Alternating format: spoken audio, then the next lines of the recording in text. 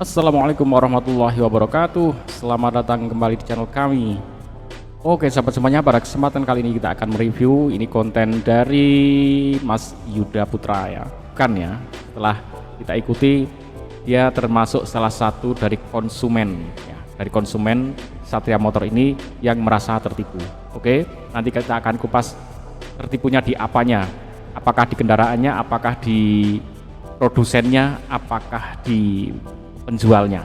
Oke, kita simak ya teman-teman. Oke, Mas Yuda ini ya konten kreator, tapi dia juga beli mobil Satria ini. Mungkin awalnya ya dia udah ikut di pameran dan sebagainya, dan beli beneran ya, dengan harga yang memang menarik untuk ukuran mobil listrik ya, di bawah 100 juta ya.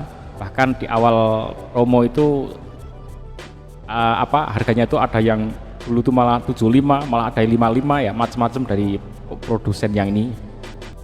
Kemudian ternyata dari para pembeli ya, para konsumen itu mereka pada merasa tertipu teman-teman. Tertipunya apa? Oke, kita lihat di komentar di bawahnya ya.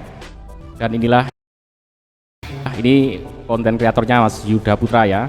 For your information, FYI. Setelah mobil saya terima ternyata mengalami kerusakan, jadi saya kembalikan lagi ke pihak Satria Motor untuk diperbaiki atau diganti. Tapi sampai sekarang unit belum dikembalikan ke saya, dan semua sales ataupun bagian operasional tidak bisa dihubungi, dan semua pegawai legal sudah resign. Waduh, ini pegawainya pada resign karena tidak digaji. Oke, jadi jika ada info bisa saling share di sini ya, biar saling bantu dan para pelaku bisa ditangkap ya, tertangkap secepatnya.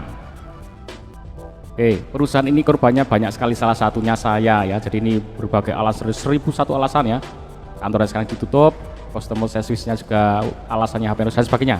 Oke, kemudian ini saya termasuk korban juga, udah 2 tahun. Wah, ini 2 tahun uang saya 36 juta dari 75 juta belum dikembalikan ya.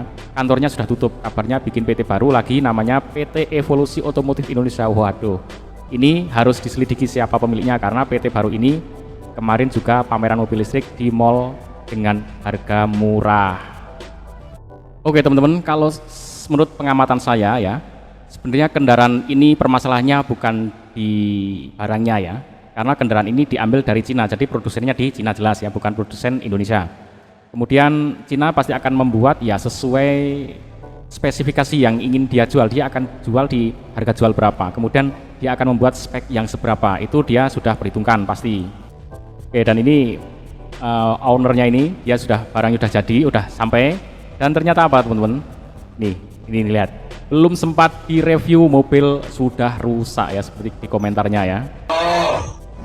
Ini baru perjalanan 2 kilo, hampir 3 kilo udah tenaganya nggak ada nih, udah full ditekan.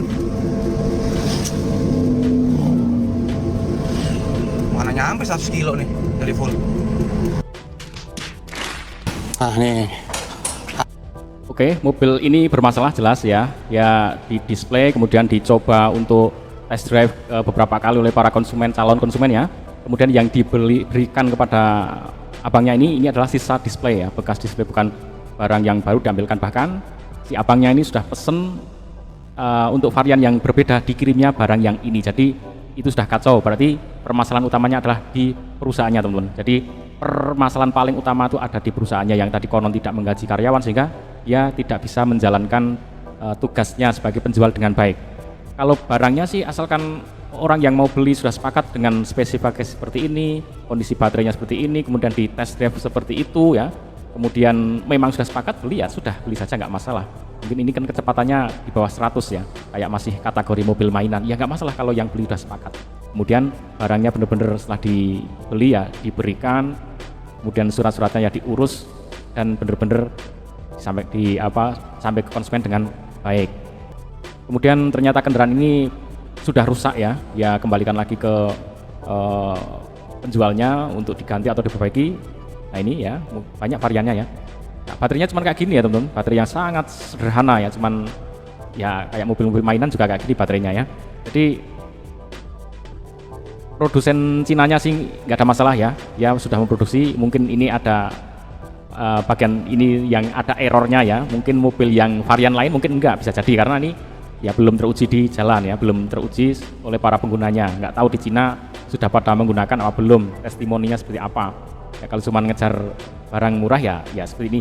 Ini kalau diprediksi ya, mungkin untuk body seperti ini kalian kalau beli 20 juta mungkin mau nggak ya 20 juta ya. Mungkin kalau mesinnya, sistem untuk listriknya, penggeraknya itu kalau ngerakit ya 15 sampai 20 juta itu sudah bisa teman-teman. Jadi mobil ini kalau di kisaran 50-an juta itu layak ya dengan kelas yang segini ya. Nah kalau kelasnya udah beda lagi, kecepatannya lebih, kemudian apalagi baterainya ada sistem pendinginnya ya itu udah beda lagi. Makanya jangan heran kalau mobil ini murah ya. Jelas kalau mau beli kendaraan pastikan sudah punya kredibilitas ya penjualnya itu.